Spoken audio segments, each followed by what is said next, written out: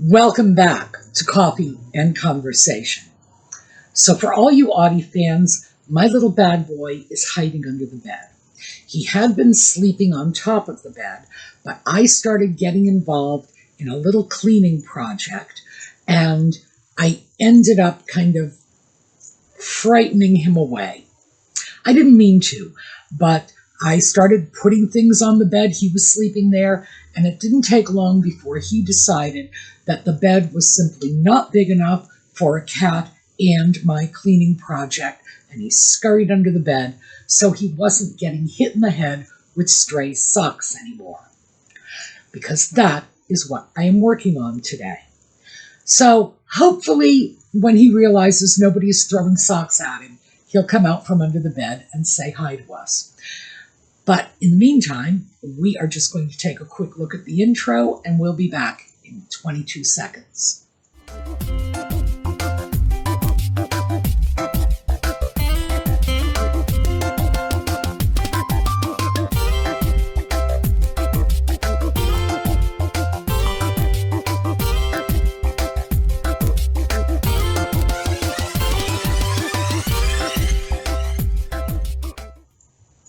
So, socks. This morning I got an Amazon delivery of 9 pair of socks. So I take my 9 socks, and I was pleased to see them come. I had ordered them, I wanted them, because they were filling a need for me. I know. Brought them into my bedroom and opened my sock drawer and realized there was no room for those 9 pair of socks. In fact, there was not quite enough room for all the socks I had in there already.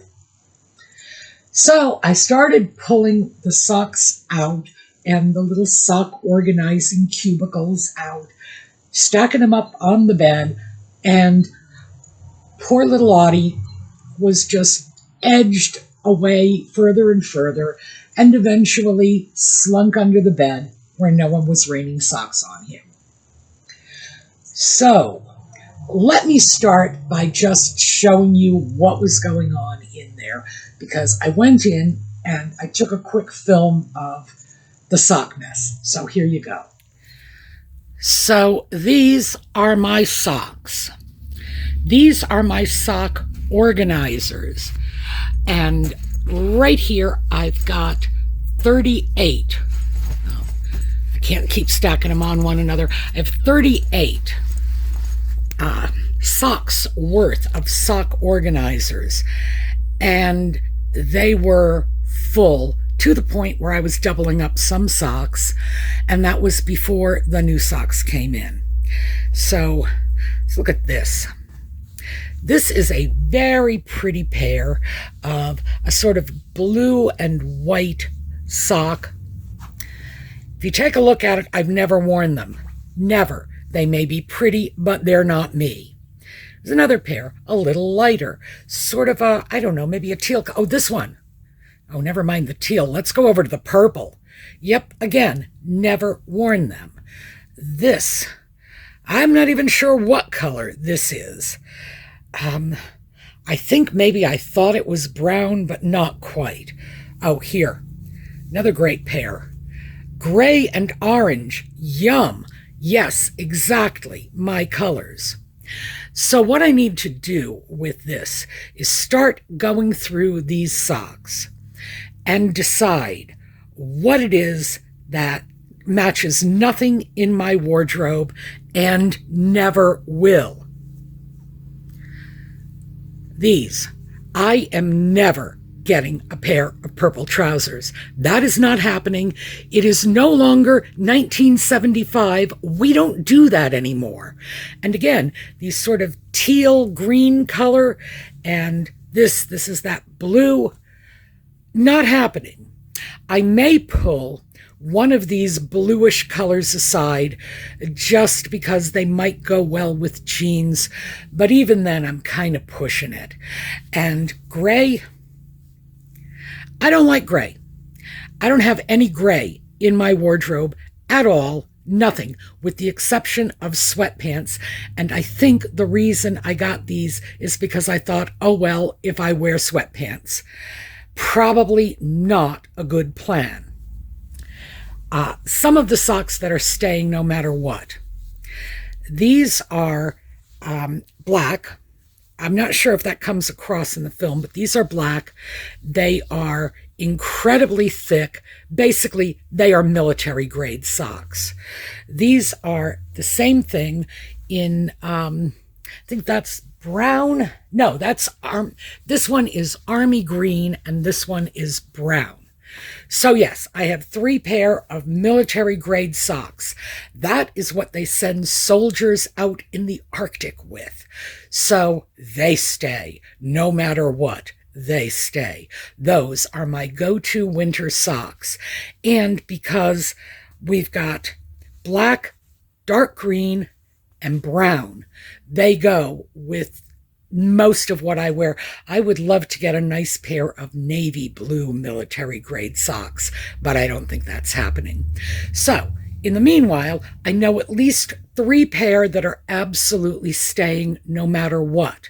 And I'm going to have to kind of pick through the rest of them. Lovely, sort of light pumpkin colored socks. What was I thinking? Oh, wait. Apparently, I was thinking of it more than once. So, yeah, I have to work this out and decide what needs to go and what needs to stay, because 9 new pair are coming in, and I am not going to bring more of these sock organizers into play. By the way, they work beautifully, and they do keep my socks organized and allow me to find everything. It's not quite up to David Beckham's standards, but it's working for me. So when I am through filming this video, I am going to have to go back in there and clean that mess up. Oh, plus, I'm going to have to add 9 new pair of socks to the mix. So, how did this happen? Well, first of all, the total sock count is 50-something at this point. I don't know exactly, but somewhere in the range of a little over 50 pair of socks. That is excessive. And even I recognize that. Now, I have a whole bunch of excuses for how this happened, but they are excuses. For example, if I wanted 1 pair of socks in a certain color, sometimes I could only get them by buying a set of 4 socks. I get 3 in different colors. I really didn't want to get that 1 pair I did want. But then I have to recognize the fact that how could I have wanted that 1 pair of socks so badly that I was willing to pay for 4 pair of socks, given the fact that these are wool socks. They're running somewhere in the range of about $20 a pair. So if I buy 4 pair of socks to get 1 that I want and 3 that I don't, I'm basically paying $80 for a pair of socks, which is crazy. Oh, you know, my mother sitting on my shoulder is swearing in my ear right now. Yes, of course, that's nuts. But the other part of it is, and this is aside from all of the excuses for how I ended up with all of these socks, there is an emotional component to this for me. And the emotional component is based on the fact that I am older, I am diabetic, I am at like the top tier of risk for not just peripheral neuropathy, but for really negative consequences of peripheral neuropathy. And I have known about this all my life, ever since I was a tiny little blind kid associating with other blind people, because diabetes is one of the leading causes of blindness in the United States. And it's not just the diabetes. So diabetes results in conditions like diabetic retinopathy, which is, again, that's diabetic blindness, but also peripheral neuropathy.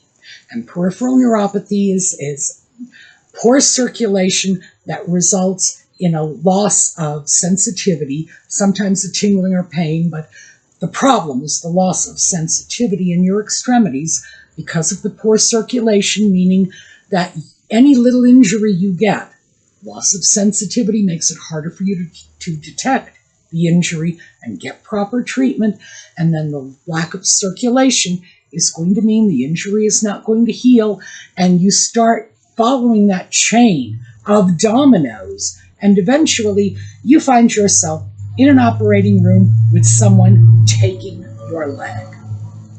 I've known this all my life. And as a consequence, it has been, to say that it's been a major source of fear and distress for me is kind of an understatement. It's like, yeah, I have an unusual fear of having a leg amputated. Although, from my perspective, as a person with an unusual fear, I would like to believe that everybody is afraid of this. This is the sort of thing that if anyone understood they were at risk for this, that they would be just as fearful as I am, and I wouldn't look so crazy. I could be wrong about that. But I am sharing this whole thing about peripheral neuropathy and the diabetes connection because I know a lot of our viewers are older and diabetic, and it is real. It is a legitimate concern. Perhaps not to the extent that I am taking it, but it is a legitimate concern. As a consequence, I love my socks. I have wool socks, I have heavy socks, I have soft, warm socks, all designed to keep my feet warm and keep that circulation going. So from that perspective, it seems very rational to me. But I'm very clear about the fact that 50 pair of socks does not seem very rational to anyone else. And furthermore, I know I don't actually need 50 pair of socks. I don't. I am not wearing all of those socks. I simply have them, and now I need to part with them. But the whole issue is so emotionally charged for me that it's hard to let go. So that is my crazy bit. We all have our own little crazy bits, our own little emotional blocks when it comes to getting rid of things. For some of us, it is a childhood of not having enough. When we were kids, we didn't have as many clothes as our friends. Our clothes weren't as nice, or, whatever. And now that we've become adults and we have clothes and the clothes are nice, we don't want to give them up because we remember that even though we are in the fat times now, we remember the lean times when we were kids, when every little thing you had was important to you in your life. It's an emotional block. That can make it very hard to get rid of things. And that is just one of many. We all have our own. So if you want to share, by the way, we have a comment section. And given the fact that I'm using you as my therapists, feel free to do the same to me. The fact is, we've all got our own little quirks, our own little things that make it difficult for us to do what we need to do because it's just too emotionally charged. So I will go in there, I will pick up a pair of socks, and it's not about the socks. I pick up those socks, and those socks represent warm feet. It represents health. It represents safety. It represents the removal of that threat of amputation. So the socks are more than just a pair of socks. Now, how do we get past this? Well, I've got at least a couple of good tricks for this. So let me share the first one. This is the one that works best for me. Humor. When I go in to deal with my sock mess. The question I am going to ask myself about every pair of socks I pick up is, what would I do if an alien came into my home and abducted my socks? What if my socks were abducted by aliens? Now, just the absurdity of that is enough to help break the emotional connection, to help disrupt that fear equation. No socks means no legs. I need to break that, and even a little break will help me. And an alien in my home, wearing my socks, waiting for me to pour them a cup of tea so they can go back to the mothership and head off to Zeta Reticuli with my favorite socks. That's the image I'm taking with me. And it's helped me in the past. I'm hopeful that it will help me with the socks, because that leads us into the next step. When we are dealing with a situation that we need to scale down, but for emotional reasons, it's very, very hard. It helps to ask some questions about it. So when I go in and pick up a pair of socks, my first question is going to be, if the alien came and took my socks, if my socks got abducted with aliens, what would I do? And in some cases, because I am very attached to some of those socks, I would probably chase that alien down and grab my socks, or at least try to, before they made it to the mothership. For others, no, it wouldn't be that strong. So even if I ended up with, say, a pair of socks that I was not ready to chase down to the mothership, would I try to replace them? Would my first reaction be, I must replace these socks with something comparable and similar? Well, that's also telling me that I really like that item, and that needs to be one of the items that stays.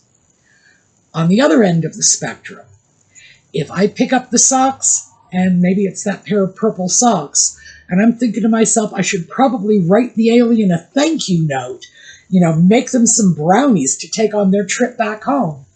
Yeah, that's a sock that can go. And I showed you my socks, so you already know there are socks in there that I have never worn and probably never will wear. They have to be moved out. And just this sort of alien abduction image helps me to isolate that, to remove the sock from that emotional bubble I've put it in, which is that soft, warm thing that's going to protect my toes and save my legs. Helps me get rid of that, helps me sort of diffuse that, simply because I've created a humorous image for myself that helps to diffuse the underlying psychological concerns I have over this, which is, fear. I mean, basically, fear. Why do I keep so many socks? Fear. So I need to just disempower that fear. If you go in to your closet, your kitchen drawers, your garage, whatever it is you are trying to clean out, pick something up and just ask yourself, what would happen if an alien abducted this? What would happen if, let's say, the little kid next door decided to load his squirt gun with indelible ink and came over and did target practice in your home and got this with his squirt gun? What would happen? Would you choose to go out and get the exact same thing all over again? If that's what your choice would be, it should stay. Because for whatever reason, you want it, you love it, and if it were gone, you would replace it exactly. What happens if it's not? What happens if your reaction instead is, okay, if the aliens took this pair of orange socks, and I've got, I think, 3 pair of orange socks in there, maybe more. What would I do? Would I replace it with another pair of orange socks? Well, I can safely say no, I would not. Would I replace it with another pair of socks? Now, that's where the alien comes in, because while I am just giggling at the sight of an alien walking around in my orange socks, I'm not feeling that fear and panic, so my rational mind can step forward and say, you don't need another pair of socks, for heaven's sake. The answer is no. Would I replace this? No, I would not. So what happens if it's something else? I pick it up and I think to myself, well, if this disappeared, I might replace it, but perhaps not with the exact same thing. Maybe what I would do is go out and get myself another pair of those lightweight socks. By the way, that was what came in today. 3 pair of very lightweight white ankle socks. And I have to be honest, I think at least a little bit of that was just sort of that running home to mama that we tend to do when we default to the things of our childhood. And little lightweight white ankle socks is a thing from my childhood. But as it happens, I do need some lighter weight socks for walking in the summer. I really do. So, 3 of those. Would I get a 4th pair? Is that what I would replace those orange socks with? Well, right now I can safely say the answer is no. But under other circumstances, it might be. I might look at those orange socks and think to myself, you know, I could really, really do with a pair of lightweight olive green socks, for example. But given the fact that I've gone this far without them, those orange socks are clearly not going to fill the bill because they're not olive green, so they still need to go. But I might reward myself. Get rid of 3 pair of orange socks, maybe I'll get a pair of olive green. And that's how I'm going to move them out. That's, by the way, I do think that rewarding oneself is not a bad idea. So that may be what is happening, that I will get rid of a bulk of the, I have no idea how I ended up with so many orange socks. I have to say, I'm still very confused by that, but I did. So at some point, it seemed like a good idea. So I need to move those out. What happens if we go further down on our scale? We look at it and we say, I don't feel the need to replace this at all. If the aliens took it, I would much rather have something else in my wardrobe, not socks. I would much rather have a new t-shirt, a new pair of jeans. I would like to do something else instead. That will help us divest ourselves of the unwanted sock. Now, it's not going to do anything about putting the new jeans into our wardrobe, but it will, in fact, make a little more space in our closet for when we do decide to get the new jeans. And given the fact that we've told ourselves we are trading those socks for jeans, it will ease the pain a little. We remove it, and this is another one of my little tricks. If it feels bad to get rid of it, make it feel better. So those orange socks may move out, but I will have the idea of a pair of green socks that I really could use as a reward. That's going to be my light at the end of the tunnel. Am I going to feel the need to buy them now? No, because like I say, I've gone this long without them. They're not a high priority, but would it be nice somewhere down the road? Yeah, it probably would.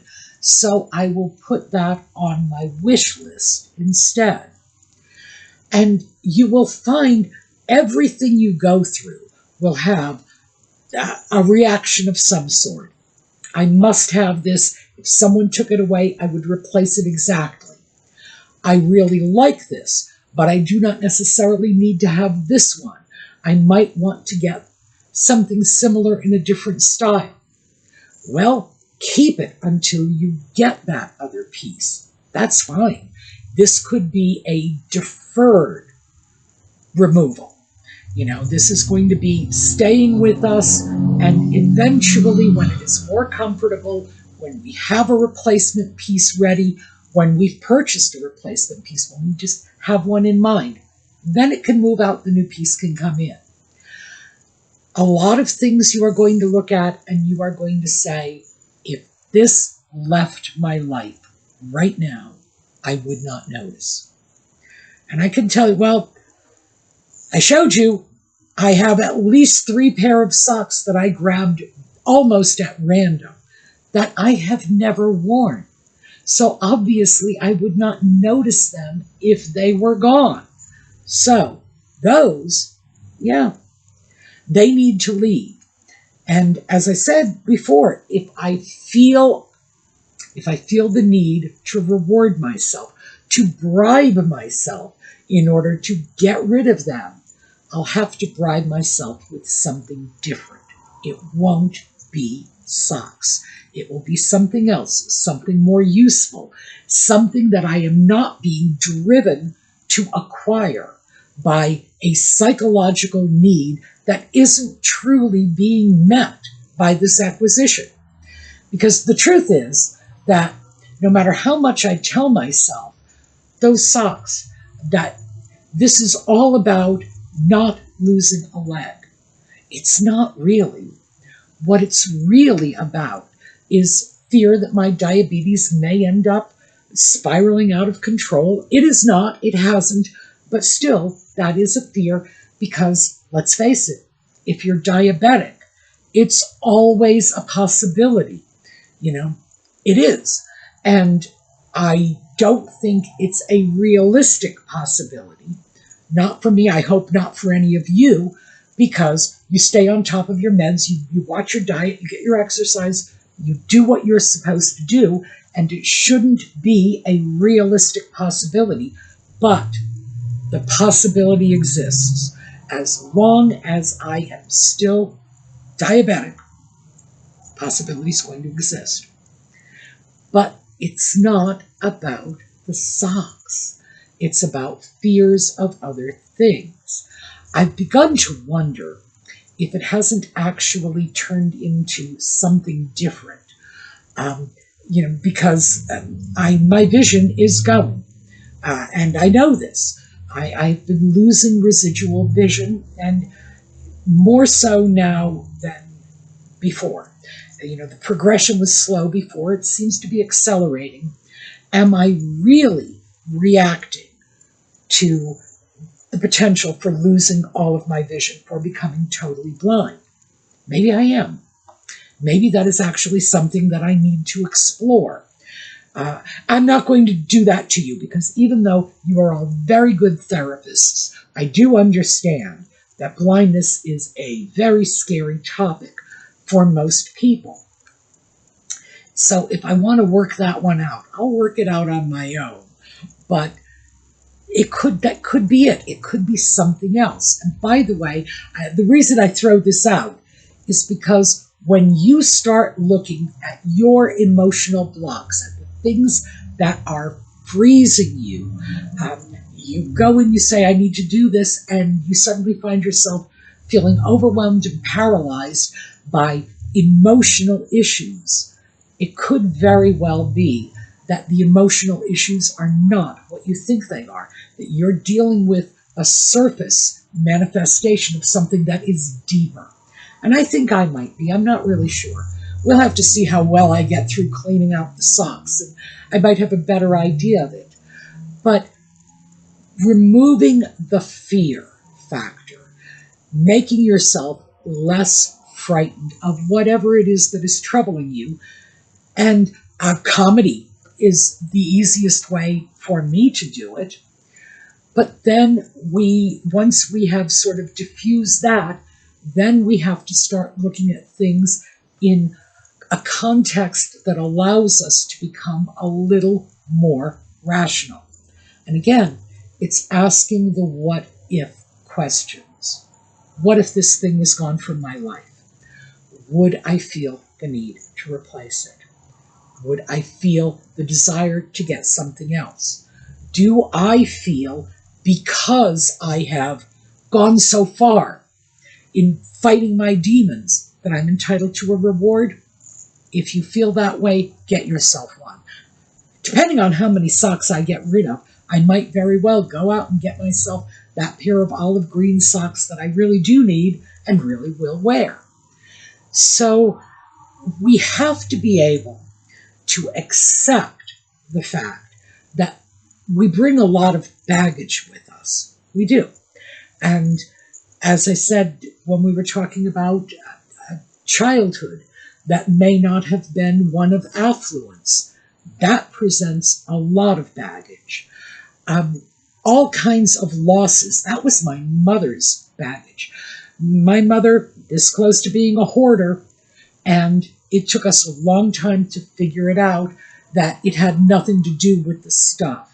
It had to do with the massive loss she suffered when she was 34 years old and her husband died and left her behind with little children. Oh, and little children, no income, losing the social status of being a wife and gain, well, it wasn't a gain, and becoming a widow, because in those days, it was, oh, there goes the poor widow Brown, becoming an object of pity. For my mother, it was a massive loss. And she became a hoarder because she just made up her mind one day she was not going to lose anything else. It's like, nope, you took all you're going to take, I'm keeping everything else. It made a lot of sense and made her hoarding a lot easier to understand and to tolerate with a degree of sympathy. Because the truth is, when I was first dealing with my mother's hoarding, it was not from a point of view of sympathy. It was from a point of view of, let us move this stuff out of here right now. This has got to change. It made it easier to understand, to commiserate with what my mother was going through.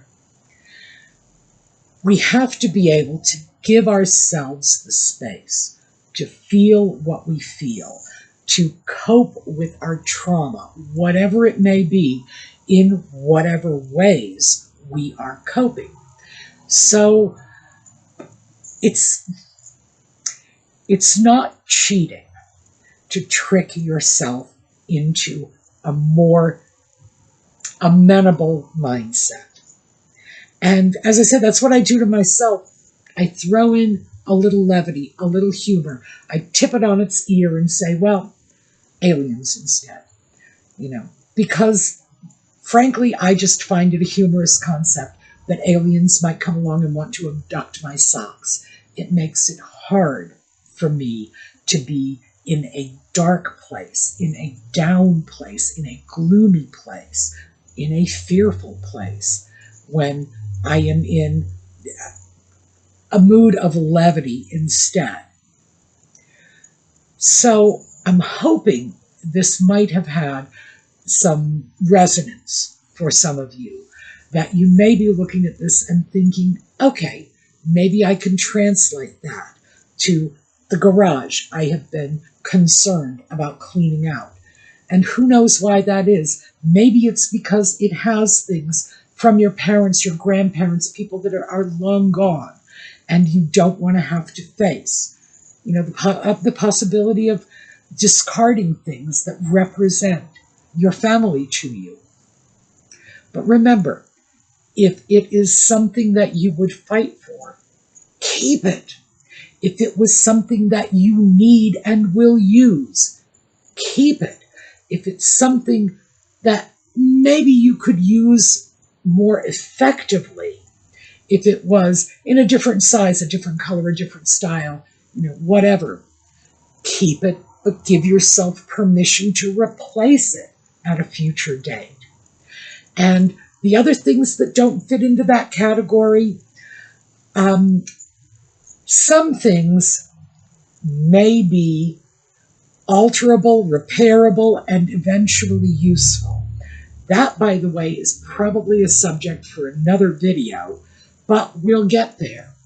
In the meanwhile, just give yourself the space to be human, to feel things, to look at something and say, I don't want to deal with this because it frightens me, because I feel powerless when I do this.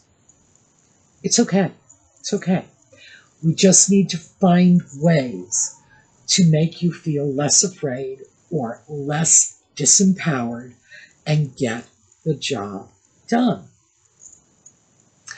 All right. Audie did not come out, and I'm already over time. So that is where I'm going to have to end this. I think we will pick up some of these threads tomorrow, look at it differently. I will, however, give you the update on the sock cleaning, because as I say, the minute I turn this camera off, I got to go in there, dig my cat out from under the bed, and figure out what I'm going to do with those socks, because they cannot stay there. If they do, I'm going to have to be sleeping under the bed with Audie tonight. All right, we're going to take a look at a slideshow on the way out. I hope to see you all again tomorrow. And in the meanwhile, have a terrific day.